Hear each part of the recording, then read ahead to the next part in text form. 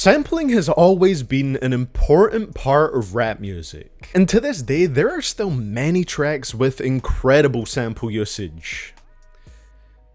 Then there's the ones that I'm gonna talk about today. It might be dramatic to say that there's more uninspired sample use right now than ever before, but the 2020s have certainly been an interesting decade so far for lazy nostalgia bait sampling that mainly exists to capitalize on your love for the original song. Like, it feels really prominent right now. So now feels like the perfect time to talk about them. What makes these samples sound uninspired and lame? Why do some of these songs suck? Well, this is CDTVProductions, and let's talk about it, starting with the most recent one I have on this list, and then working our way back through it.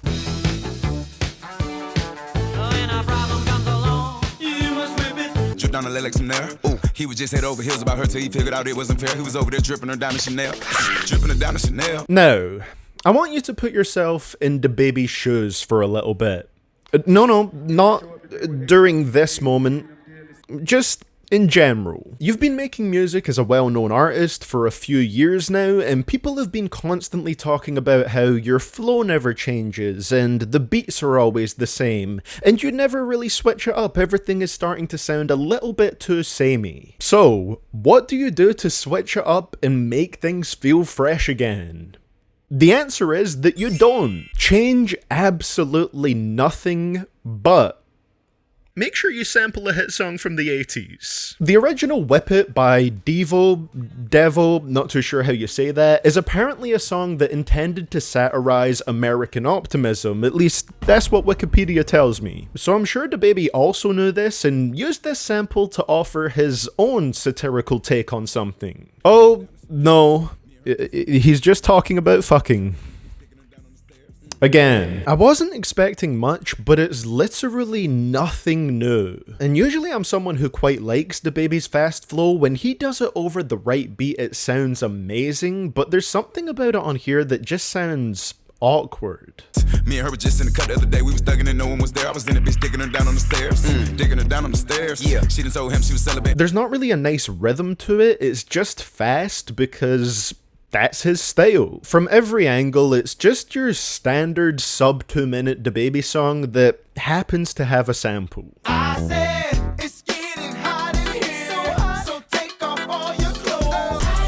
Getting so hot, I wanna take my clothes off, get naked. Calling this one a sample is really generous. This track is basically a straight up remake with new lyrics. It's Hot in Here, the reboot. Choppa decided to drop a second deluxe version for his Cottonwood 2 album this year with the cluttered title of Cottonwood 2 Deluxe 2.0, and it is just loaded up with samples. There's a track that samples Funky Town, which actually goes pretty hard in my opinion. I'm not even gonna lie, I kinda like that one. There's one that samples Somebody That I Used to Know, which is just kind of mid, but It's Getting Hot is the least inventive use of a sample on this second deluxe. It's not like this is the worst song ever, but it's one of those ones where I can't really see a good reason to listen to NLE's version of the track over Nelly's original version. I mean, Hot in Here is already a rap song. It's not like it's being flipped into something new with NLE's take on it. To me, I might as well just listen to the OG. It sounds better in my opinion. I understand if people like this song, but man is it the definition of cheap nostalgia bait. I will give NLE this though, at the bare minimum, he at least looks like he's having a lot of fun with it in the music video. It's my party and I cry if I want to,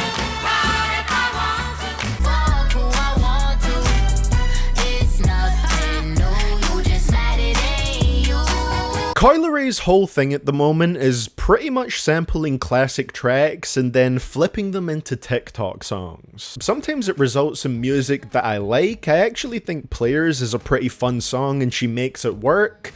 And then on the other end, you have tracks like My Body. The first time I heard this, I had to laugh out loud, bro. It's such a terrible flip of a classic song. It samples It's My Party by Leslie Gore, a song which went #1 on the Hot 100 in 1963, which you might also recognize from Drake interpolating it for like one line on the song Take Care. And Coi flips it into a song that has a fine message, but holy shit, does it sound really terrible. Coi singing of the hook sounds closer to a parody of the original Leslie Gore track than something legit, and her more raspy rapping in the second verse combined with the obnoxiously bouncy instrumental is just so abrasive. Had a double once, had a double again, I did it. Even dubbed his friend, stop bitching. The main thing that makes this song slightly catchy is its interpolation of a melody from an old song. Everything new that Coi adds here, along with the new production for this track, is just really bad. That girl is pretty wild now. Girl's a super freak.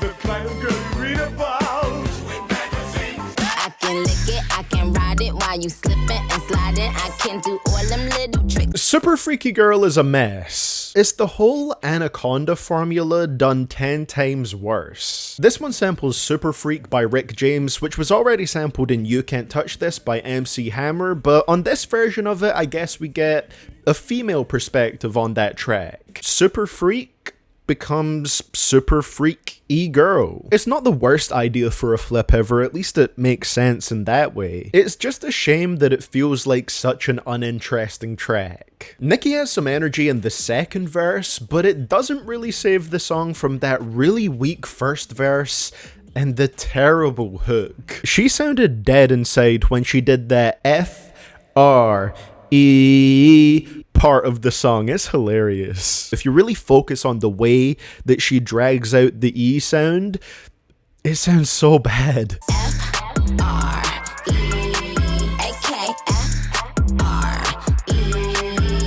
And the funny thing is, she already rapped over a beat that sampled Super Freak more creatively in 2007 with her track Dilly Dally. Super Freaky Girl just feels kind of pointless, especially when it's so comparable to Anaconda, which in my opinion did this whole thing a lot better. Up, here we go.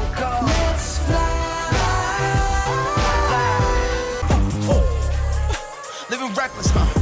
In the crib drinking and walk around naked, we order a pina colada for breakfast. I remember being excited to see what Fivio would go on to do with his career after his standout feature on Off the Grid. This track made that excitement vanish. Just 1 year removed from that feature and he was flowing terribly over a drill beat that sampled a popular 2010 electronic song. Whenever I see her, she coming horny. Everybody know I'm in love with shorty. I ain't none of them niggas that come before me. She was winning back when I was young and corny. It's crazy because I completely forgot about Rocketeer until one of my subscribers recommended it to me for this video, and then when I listened to it again, it was just like that magical moment of hearing a nostalgic track that you forgot about. I instantly recognized it the second that I listened to it.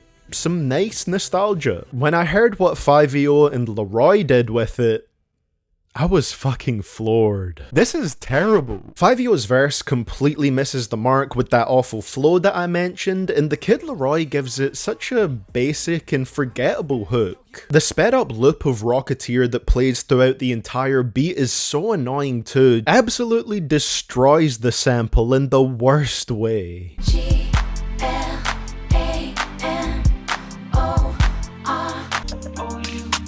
And I can put you in. Now, First Class is not the worst song on here, but it still comes across as really uninspired and capitalizing off of nostalgia in a really lame way. I mean, one of the only good parts of this song is the Fergie sample because it reminds me of a better song. Also, I've said it before and I'll say it again, man had no clue what to do with the O-R-O-U-S part of the chorus. It really shows that he sampled this song just for the sake of a nostalgia pop and not really because he knew entirely what to do with it. When it comes to the verses, man did they sound awkward. The way Jack lays down his flow here sounds so stilted, and it's structured in a way that stops it from flowing together in a way that's particularly smooth. Particularly verse 2, I feel like the structure of that one just feels off. Damn, I guess I am. You might be the man, well that's unless I am. Okay, I'll confess I am. It's like he had the idea of, I've got to sample Glamorous and do some wordplay with the chorus, it's gonna make a hit song, and then he rushed everything else just to get it out. Like, is it fitting that Jack Harlow would sample a Fergie song? Absolutely. I just think that the end result is super dull. I'm too sexy for my shirt, too sexy for my shirt, so sexy it hurts. I'm too sexy for this hair, too sexy for your girl, too sexy for this world. I've always really disliked this song. I feel like if you're gonna sample I'm Too Sexy by Right Said Fred, you've just gotta be goofy and silly and have some fun with it, but I feel like that's only really reflected in the music video for Way Too Sexy. The actual song itself is basically devoid of life and charm. Future's hook doesn't have any fun vocal inflections that make it sound like he actually wants to be doing this song. Drake sounds bored as hell on his verse, and Young Thug, unsurprisingly, has maybe the most life to his verse just because he's Young Thug, but it's really nothing special and he doesn't sound particularly energetic either. It's still pretty dead. Everyone sounds like they're taking themselves kinda seriously over a sample as ridiculous as I'm Too Sexy, especially Future and Drake. This song maybe could have been great if they really committed to the silliness of it, but to me that's just not how the track comes across. Give the beat for this one to Lil Yachty or something. I feel like he's maybe goofy enough in his music to really pull this one off. Cash rules everything around me. Kream, get the money. Dollar, dollar bill, yo. Cash rules everything around me. Get it, get it, get it, get it, cash, get it, get it, get it, get it, get it, get it, get it. This was my pick for the worst hit rap song of 2018. I couldn't let this video go by without mentioning it again. The Wu-Tang Clan is maybe my favourite hip-hop group of all time. Kream is an undeniably classic song, and it was sampled for an Iggy Azalea and Tyga track. A really bad one at that. To the credit of Iggy's Kream, a sentence I never thought I'd be saying in my life, the sample of Wu-Tang's Kream is pretty minimal, with just small vocal clips of Method Man's hook playing pretty infrequently throughout the song, but it's still such a pointless sample of an absolutely classic rap track for an absolutely horrendous one. I wasn't expecting or hoping for Tyga and Iggy to wax lyrical about the woes of capitalism on this song, but sampling Wu-Tang's Kream for what is a basic strip club banger is wild. Never meant to make your daughter cry. I apologize a trillion times. It's just us against the world in this life of sin. And for our final one, we have a song that I think should have just been better. I think SZA has a great voice. I think Ms. Jackson has one of the most iconic beats in hip-hop history. But when you combine those two elements, it just doesn't work for some reason. It's gotta be the DJ Khaled effect of taking artists that are usually great and somehow matching them up with a beat or just an overall song that somehow produces nothing but a mediocre result. It also doesn't help that this remade version of the Ms. Jackson beat sounds pretty shitty compared to the original one. By trying to sound like it has more punch than the original instrumental with stuff like heavier drums and all that, it actually ends up having less. My baby is drama, mama, don't like me. She doing things like having the boys come from her neighborhood to the studio trying to fight me. Lovely at the top, private destination. Sipping on the rocks, only we with us. It's kind of love dangerous. The hook on this song really doesn't connect either. SZA's vocals are usually great, but she just doesn't do anything for me on this track at all. It really did not need this beat other than to score some quick nostalgia points, and because of that, it really stops everything from connecting in the way that it should. A great example of unnecessary nostalgia bait. So, to conclude this video,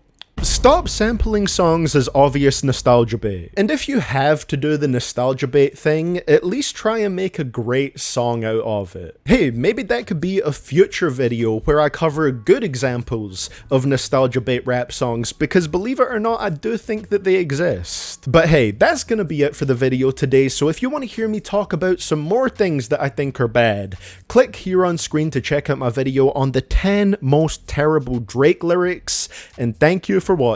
Much love to my channel members and Patreon supporters over here, with a special shout out to Griffin Upchurch, I Am Regent, KWG13270, Lucas1123, and Not Vimpen.